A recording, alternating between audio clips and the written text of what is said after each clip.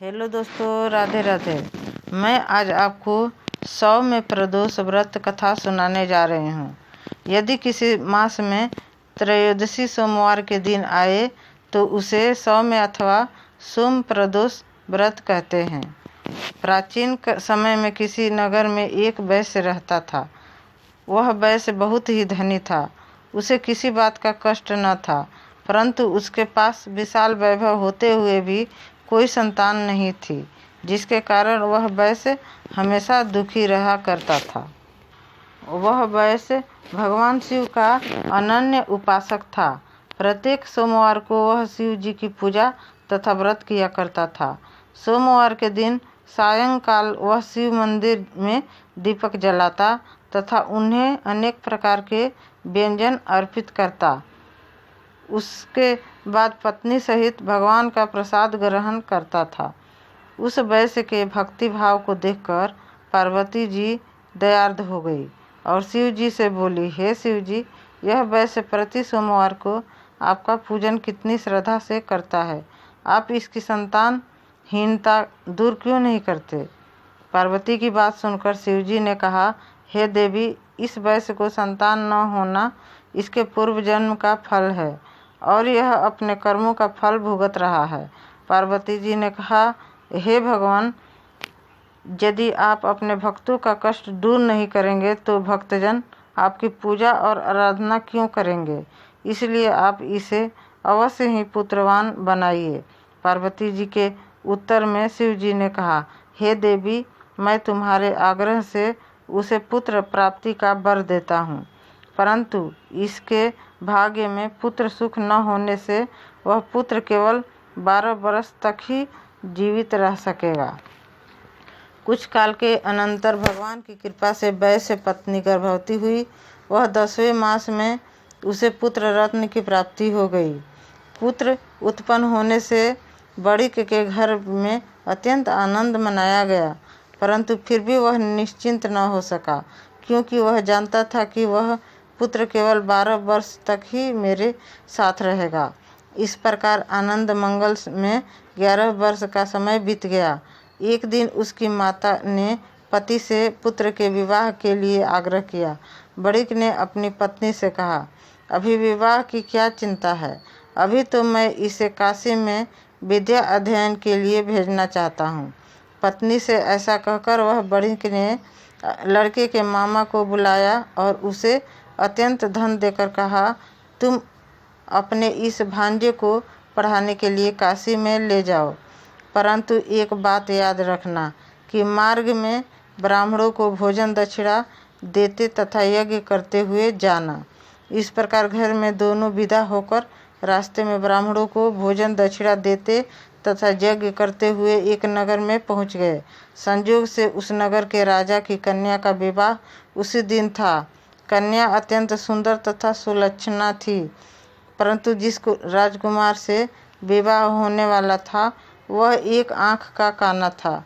वर के पिता को इस बात की बहुत चिंता थी।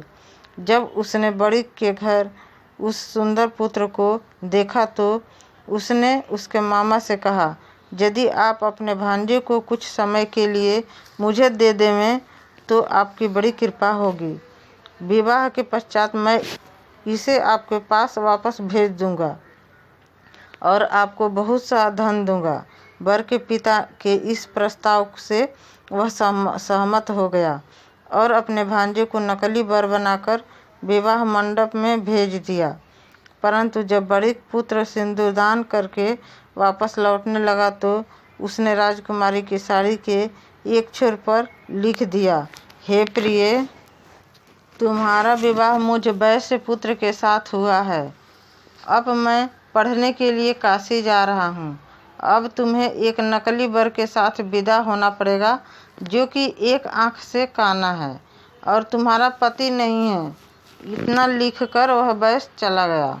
विदाई के समय जब राजकुमारी ने अपनी साड़ी पर बड़िक पुत्र द्वारा लिखित बात पढ़ी तो उसने राजकुमार के साथ जाने को अस्वीकार कर दिया और उत्तर में कहा, यह मेरा पति नहीं है, मेरा पति तो वैश्य पुत्र है, जो इस समय पढ़ने के लिए काशी गया है।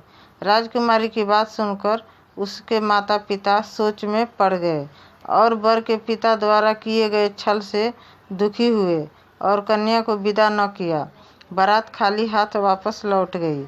उधर वे दोनों बड़ी काशी पहुंच गए।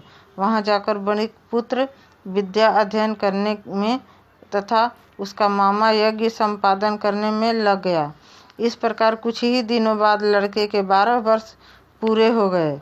उस दिन यज्ञ हो रहा था। लड़के ने अपने मामा से कहा, आज मेरी तबीयत ठीक नहीं जान पड़ रही है, इसलिए मैं सोने के लिए जा रहा हूँ।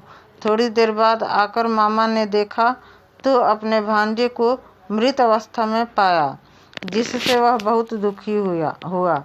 परंतु उधर यज्ञ कार्य चल रहा था, इसलिए यज्ञ भंग होने के भय से मौन रहा। जब यज्ञ की पूर्णाहुति हो गई और सभी ब्राह्मण वहां से चले गए तो वह जोरों से विलाप करने लगा। उसी समय दैव योग से पार्वती के साथ शिवजी उधर से आ निकले। उस विलाप को सुनकर पार्वती जी का मन दयार्द हो उठा और वह शिवजी से बोली, हे भगवान, आपके वरदान से उत्पन्न बालक मृत हो चुका है, इसका क्या कारण है? शिवजी बोले, हे देवी, यह बालक अपनी पूरी आयु समाप्त कर चुका है और अब मृत्यु को प्राप्त हो गया है। इसमें मैं क्या कर सकता हूँ?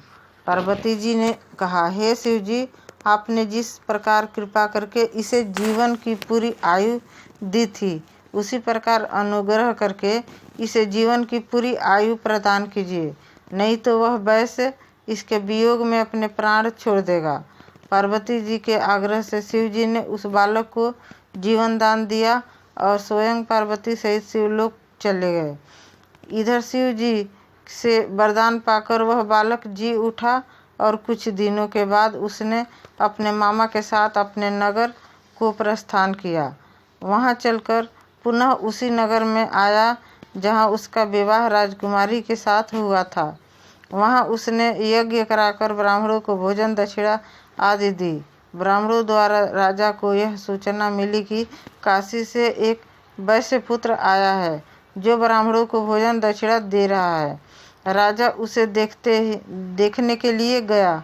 वहां जब राजा ने प्रत्यक्ष रूप से अपने दामाद को देखा तो उसकी खुशी का ठिकाना न रहा। वह उसे आदरपूर्वक अपने महल में ले आया। कुछ दिनों तक आदर भाव करने के बाद अपनी पुत्री को धन देकर विदा किया। वह बड़ी पुत्र अपनी पत्नी और मामा के साथ नगर को चला। जब वे लोग घर के समीप पहुँचे तो उसके मामा ने कहा, तुम लोग यहाँ रुको, मैं घर जाकर आने की खबर देता हूँ।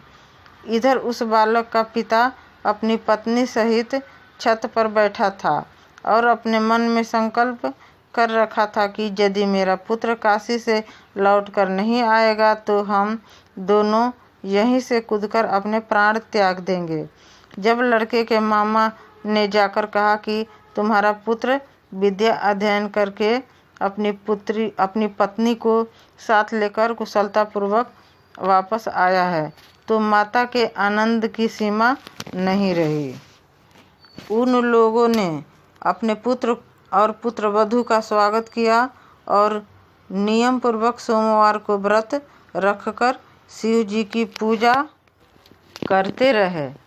इस कथा को जो पढ़ते और सुनते हैं वे निश्चय ही सभी कष्टों से मुक्त होकर मनोवांछित फल को प्राप्त करते हैं। नमस्कार।